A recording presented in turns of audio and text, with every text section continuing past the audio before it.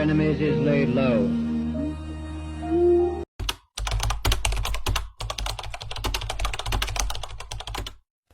Pada tanggal 14 Agustus 1945, Jepang menyerah tanpa syarat kepada Sekutu.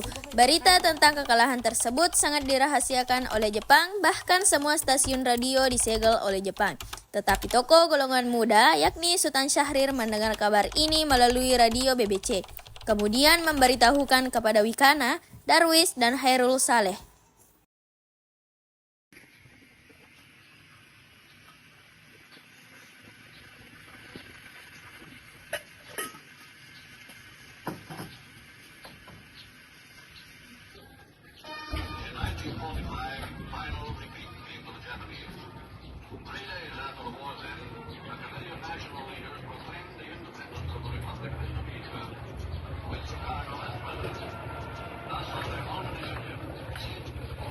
Sepertinya saya harus memberitahukan tentang berita ini kepada golongan muda.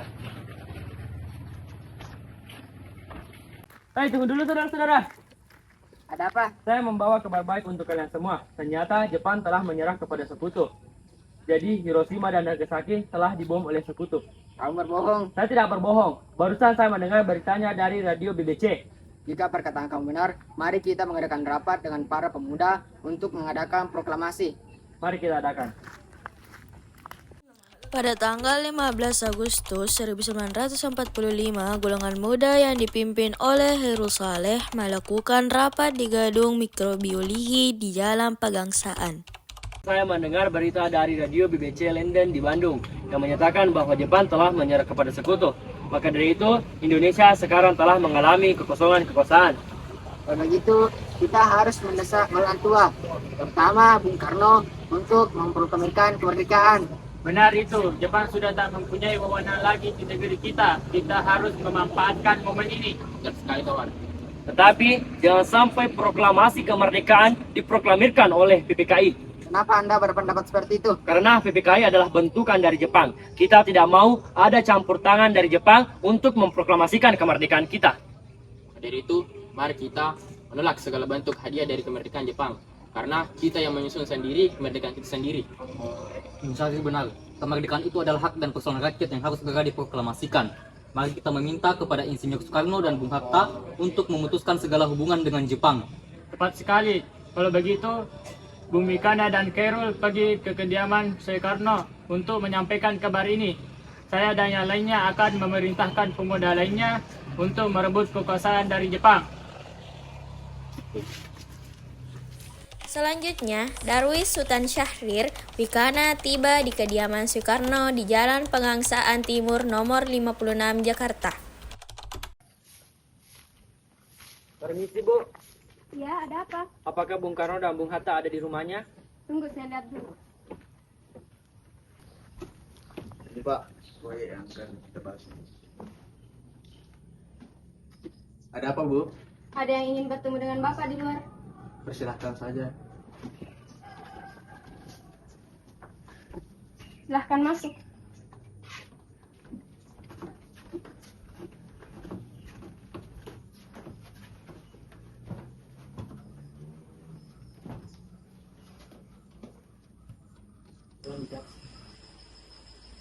Ada maksud apa saudara-saudara datang kemari? Kami telah mendengar berita dari radio BBC London di Bandung yang menyatakan bahwa Jepang telah menyerah kepada Sekutu. Maka dari itu, tadi siang kami telah melaksanakan rapat dengan pemuda-pemudi lainnya untuk mendesak Bung Karno dan Bung Hatta untuk segera menyusun proklamasi kemerdekaan di Indonesia. Kita tidak bisa begitu saja untuk memproklamasikan kemerdekaan. Kita harus membahasnya dalam rapat PPKI. Kami tidak mau, karena PPKI adalah bentukan dari Jepang. Kami tidak mau ada bangsa lain dalam perumusan proklamasi kemerdekaan kita. Apalagi pemberian dari bangsa lain. Bukan begitu, kita memang seharusnya membahasnya dalam rapat PPKI, karena PPKI adalah badan yang bertugas mempersiapkan kemerdekaan. Mengapa kita harus menunggu dari Jepang untuk memerdekakan bangsa ini? Kita harus bangkit untuk memproklamasikan kemerdekaan. Mengapa harus menunggu janji itu? Bahkan Jepang sendiri telah kalah dalam perang sutinya. Kekuatan segelintir ini takkan mampu mengalahkan armada perang Jepang. Coba kau perlihatkan padaku, mana bukti kekuatan yang kau perhitungkan itu? Apa tindakanmu untuk menyelamatkan wanita dan anak-anak jika terjadi pertumpahan darah? Bagaimana cara kita untuk mempertahankan kemerdekaan? Coba bayangkan, kita harus tegak di atas kekuatan kita sendiri. Tapi semakin cepat kita mempertahankan kemerdekaan, semakin cepat pula kita mengakhiri penderitaan rakyat yang ditanggung selama ini. Ini yang tunggu-tunggu bangsa kita, Bung. Baiklah, tapi berikan kami waktu sebentar untuk berunding. Baik, kalau begitu, kami undur diri dulu. Baiklah.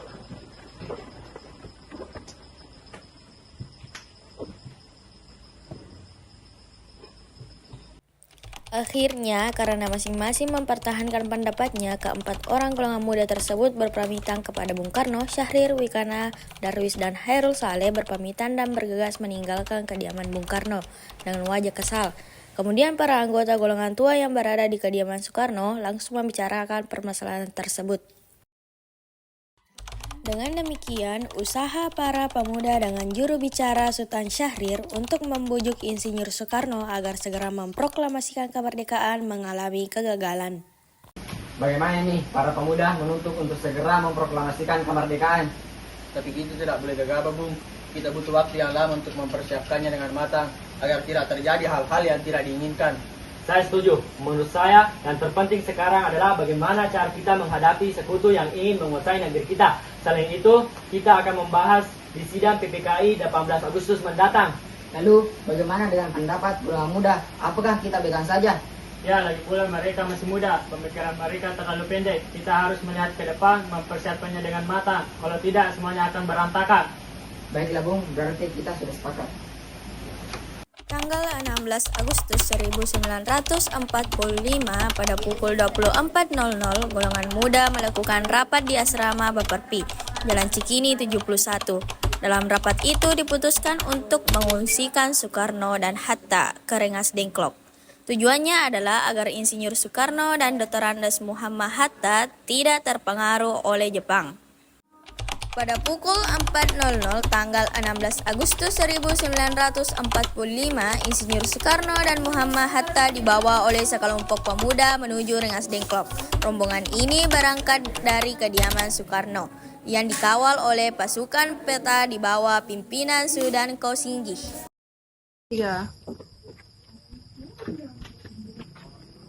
Assalamualaikum. Waalaikumsalam. Ada apa saudara datang sepagi ini? Kami bermaksud membawa Anda dan Soekarno untuk menuju tempat pengasingan. Tempat pengasingan apa yang saudara-saudara maksud? Ya, kami akan membawa kalian untuk diasingkan agar terhindar dari bentrok dari rakyat Jepang. Baiklah, kami akan ikut. Sebaiknya Ibu Fatmawati dan Anda turut serta Bung untuk menjamin keselamatan mereka. Baiklah, saya akan mengajak mereka.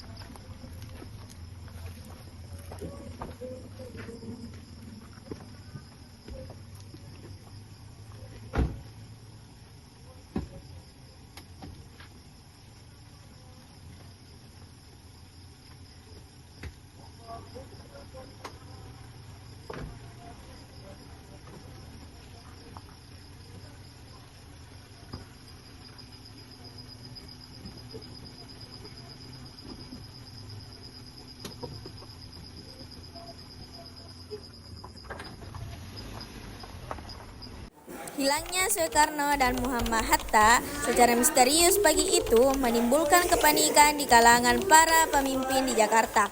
Peristiwa ini baru diketahui oleh Mr. Ahmad Soebarjo pukul 8 pagi.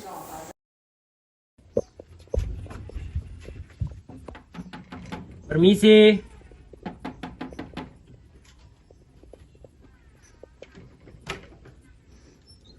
Apa kebun tahu di mana Soekarno dan Bung Hatta berada? Maaf, saya tidak tahu, Bung. Katakanlah kepadaku, saya akan menjamin keselamatan bagi mereka jika mereka sudah kembali ke Jakarta. Saya akan juga menjamin proklamasi kemerdekaan Indonesia akan diumumkan pada 17 Agustus 1945, selambat-lambatnya pukul 12 waktu Indonesia Barat. Baiklah, saya akan menunjukkan tempatnya di Rengas Dengklok. Baiklah. Setelah mendapat beberapa kesepakatan, pergilah Ahmad Soebarjo dan Sudiro ke Rengas Dengklok. Setelah sampai di sana, Mr. Ahmad Soebarjo akhirnya menjemput Insinyur Soekarno dan kawan-kawan. Selain itu, Mr. Ahmad Soebarjo berhasil meyakinkan para pemuda untuk tidak terburu-buru memproklamasikan kemerdekaan. Sekitar pukul 23.00, rombongan Insinyur Soekarno sampai di Jakarta untuk sesaat pulang ke tempat masing-masing. Lalu langsung menuju rumah Laksamana Maeda untuk merumuskan naskah proklamasi. Tanggal 16 Agustus 1945, pukul 23.00 WIB, rombongan tiba di Jakarta. 3. Bagaimana cara kita untuk menyusun naskah proklamasi untuk mendeklarasikan kemerdekaan kita? Kita butuh tempat untuk membahasnya, Bung. Lagi pula, hari sudah mulai malam, dan Jepang tidak mungkin mengizinkan kita untuk membahas kaitan ini sekarang. Lebih-lebih lagi jika Jepang tahu bahwa kita akan membahas tentang proklamasi. Saya punya ide. Bagaimana kalau kita meminjam rumah perwira Jepang, Laksana Maeda? Ayolah. Ketika Insinyur Soekarno dan Muhammad Hatta datang ke rumah Laksamana Maeda, di sana sudah menanti Bimdia dan surat kabar Asia Raya. Samuan Bakri dari Jawa Kokokai, Sayuti Melik, Iwa Kusuma Sumantri, dan para anggota PPKI. Sementara itu, Ahmad Soebarjo dan Iwa Kusuma Sumantri mendatangi kediaman para pemuda untuk mengajak mereka ke rumah Laksamana Maeda.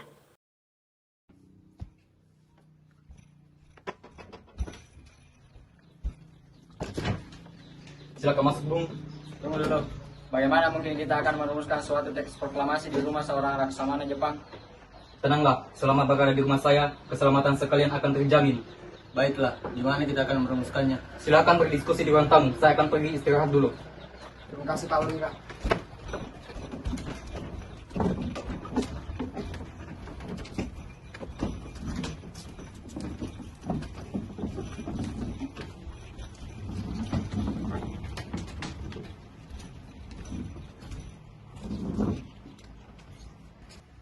Baiklah, kita mulai sekarang saja.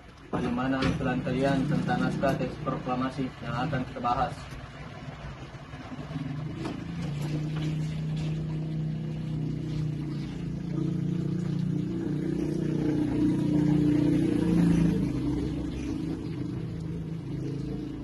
Baiklah, kita mulai sekarang saja.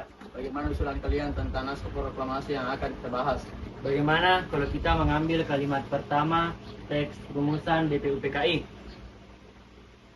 Rumusan apa yang diambil? Bagian yang menyatakan bangsa Indonesia harus menentukan nasibnya sendiri. Ini yang bagus. Ada usulan lain? Bagaimana kalau kalimat kedua diubah menjadi pengalihan kekuasaan? Ya, itu lebih baik dan saya juga setuju. Lalu, atas nama siapa proklamasi ini? Karena semua jasa-jasa Indonesia, maka atas nama bangsa Indonesia. Ide yang sangat bagus, Bung. Bagaimana menurut kalian? Setuju! Lalu, siapa yang akan menandatangani teks proklamasi tersebut? Bagaimana jika dibuat seperti Declaration of Independence Amerika? Bagaimana maksudnya? Maksud saya, teks tersebut ditandatangani oleh PPKI. Saya tidak setuju jika teks tersebut ditandatangani oleh PPKI. Kenapa Anda tidak setuju? Karena PPKI adalah bentukan Jepang. Nah, saya sependapat dengan demikian. Lalu, siapa yang akan menandatangani teks tersebut? Bagaimana jika proklamasi ini ditandatangani oleh Insinyur Soekarno dan Dr. Andes Muhammad Hatta sebagai wakil bangsa Indonesia? Ya, saya setuju dengan pendapat Anda. Baiklah, saya bersedia. Bagaimana dengan Bung Hatta? Ya, dengan senang hati. Baiklah, jika Bung Hatta setuju.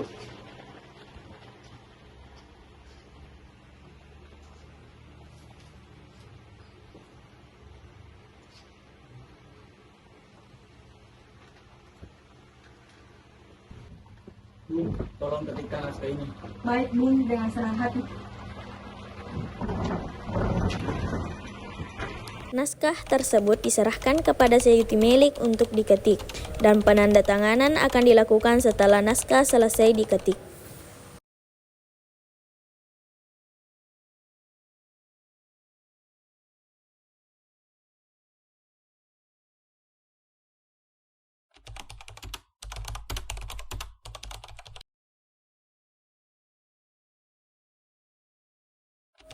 Sesudah naskah teks proklamasi diterima oleh Sayyidu Melik, beliau mengubah beberapa kata yang ejaannya dianggap kurang tepat.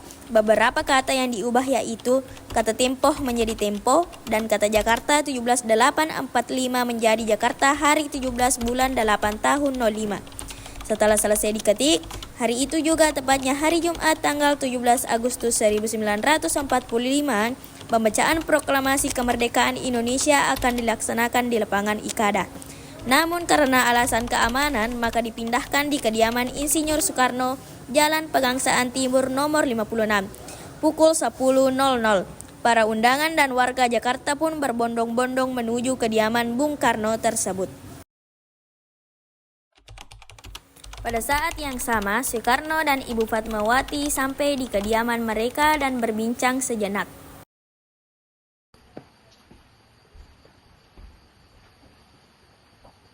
Alhamdulillah, akhirnya semuanya berjalan dengan lancar. Terima kasih Bu telah menemani saya di saat-saat waktu yang sangat menguras pikiran ini. Iya, terima kasih Gusti Allah yang telah memberikan jalan berbangsa kita untuk memproklamasikan kemerdekaan. Oh iya Pak, apakah kalian sudah merencanakan bagaimana proklamasi besok akan berlangsung? Sudah, kita akan melaksanakan upacara bendera yang akan diiringi lagu Indonesia Raya karya Bung Supratman. Bukankah kita belum punya bendera? Lantas bagaimana? Ya ampun, Bapak sampai lupa Bu. Bagaimana kalau Ibu saja yang menjadikan benderanya? Tapi Ibu tidak punya kain Pak. Kain yang ada hanya kain merah dan putih saja, apa tidak apa-apa? Tentu saja, buatlah bendera yang sederhana. Tapi yang terpenting, kita sudah berusaha untuk menyediakannya. Baiklah Pak. Dan Ibu punya ide, kita namakan saja benderanya Sangsaka Merah Putih, bagaimana? Ide yang bagus, bendera pusaka, Sangsaka yang warnanya merah dan putih menjadi Sangsaka Merah Putih. Ya sudah, Bapak bersiap sana menyusun pidato yang akan Bapak bacakan.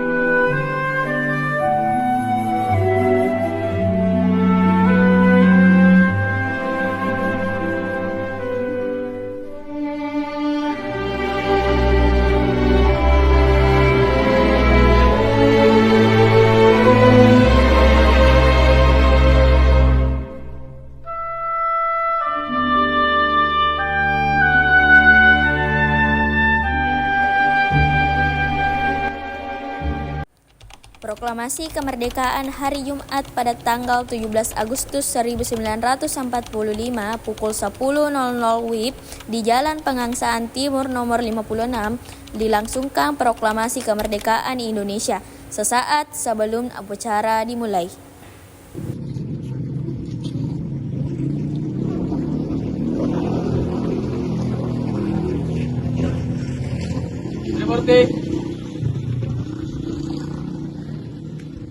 Tolong sebarkan bendera merah putih ini sebagai tanda kejayaan bangsa kita. Siap Bung, saya akan menyuruh anak didik saya untuk mengibarkannya. Hei kalian!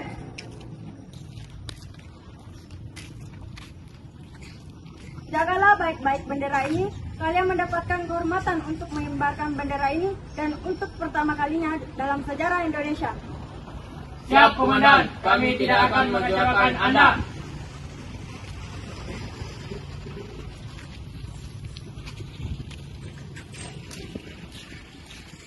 Dengan suaranya yang lantang dan mantap, Soekarno pun membacakan teks proklamasi. Proklamasi. Kami, bangsa Indonesia, dengan ini menyatakan kemerdekaan Indonesia. Hal-hal yang mengenai pemindahan kekuasaan dan lain-lain diselenggarakan dengan cara saksama dan dalam tempo yang sesingkat-singkatnya. Jakarta, 17 Agustus 1945, atas nama bangsa Indonesia, Soekarno, Hatta. Kemudian dikibarkanlah bendera Sang Saka Merah Putih diiringi lagu Indonesia Raya. Hadirin turut menyanyikan lagu kebangsaan Indonesia tersebut.